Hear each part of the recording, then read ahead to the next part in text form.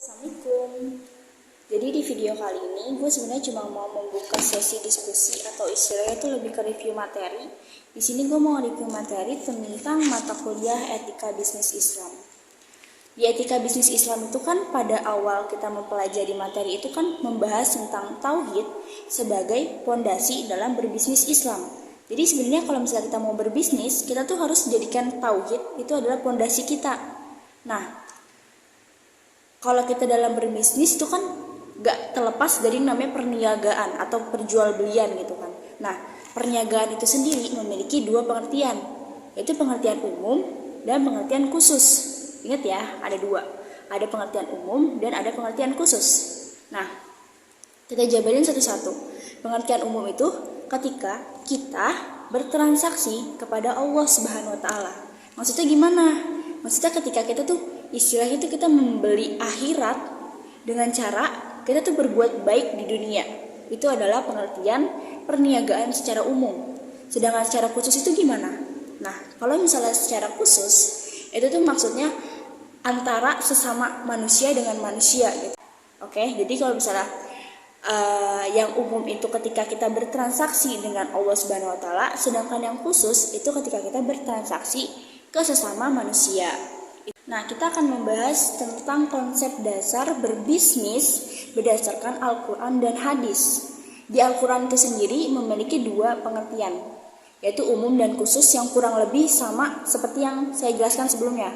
Yaitu ketika umum adalah bertransaksi dengan Allah Subhanahu wa taala dengan kita melakukan hal-hal baik di dunia agar kita bisa menebus kebaikan di akhirat atau surga Allah Subhanahu wa taala di akhirat nanti dengan cara melakukan hal-hal baik di dunia ini. Nah, selanjutnya ada pengertian secara khusus. Pengertian secara khusus ini tuh adalah kan tadi kan pengertiannya kan antara sesama manusia kan. Berarti kita sesama manusia dalam melakukan bisnis tetap berniatkan lillah demi mendapatkan profit dan benefit. Dan tentu saja harus mengedepankan etika bisnis supaya kita tetap bisa menjaga sesama manusia dan alam tentunya. Oke, tadi kan kita sudah membahas nih tentang konsep berbisnis dalam Al-Quran. Dan selanjutnya, apa sih sebenarnya konsep berbisnis dalam hadis? Nah, di sini tuh terlihat atau di sini tuh dapat kita baca bahwa kalau misalnya kita nih mau tahu nih tentang teladan Rasulullah SAW dalam berbisnis, kita tuh harus baca hadis apa sih? Nah, itu cocok banget kita tuh membaca tentang hadis sirah nabawiyah. Jadi di hadis itu tuh banyak banget pengetahuan tentang gimana sih cara Rasulullah SAW dalam melakukan bisnis. Oke, selanjutnya, kalau misalnya kita mau tahu nih tentang hadis-hadis yang memberitahukan tentang jual beli, kita harus lihat di hadis apa ya? Nah, di sini juga ada hadis yang menjelaskan khusus nih tentang jual beli. Itu namanya hadis al-biyu. Dan yang selanjutnya nih, kalau misalnya kita mau tahu tentang akad-akad bisnis, itu harus lihat di hadis apa sih? Nah, kalau misalnya kita mau tahu nih tentang akad-akad bisnis, itu kita dapat baca dan dapat pahami oleh hadis fikih muamalat. Oke, selanjutnya kalau misalnya kita mau tahu nih tentang beristijhad itu lihat dari apa sih gitu, terus hadis mana gitu. Nah, itu tuh bisa banget dapat dilihat dan disimak di dalam usul fikih. Sebenarnya kalau misalnya yang belum tahu seperti saya orang awam gitu kan, beristihad itu adalah berdiskusi untuk memecahkan suatu masalah atau lebih tepatnya itu tentang hukum dari masalah ini gitu kan. Tapi ini dalam bisnis dapat sekali dilihat di tadi apa usul fikih.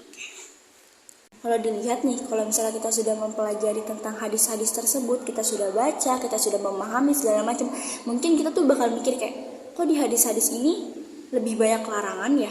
Kenapa sih Allah menciptakan larangan di hadis-hadis ini? Nah, kenapa Allah menciptakan larangan-larangan dalam hadis-hadis yang sudah disebutkan tadi gitu kan?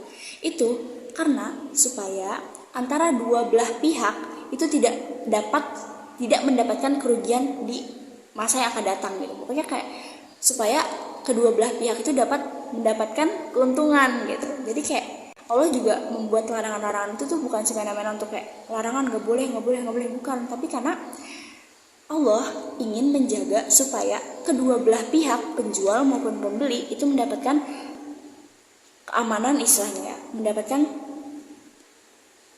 keamanan dalam berjual beli atau tidak mendapatkan kerugian sesamanya.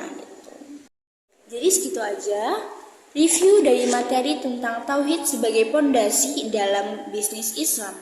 Kurang lebihnya mohon maaf kalau misalnya ada yang mau ditambahin atau ada yang mau dikomentari dari pembahasan gue kali ini, itu bisa banget kita diskusi di kolom komentar ya. Terima kasih, bye-bye.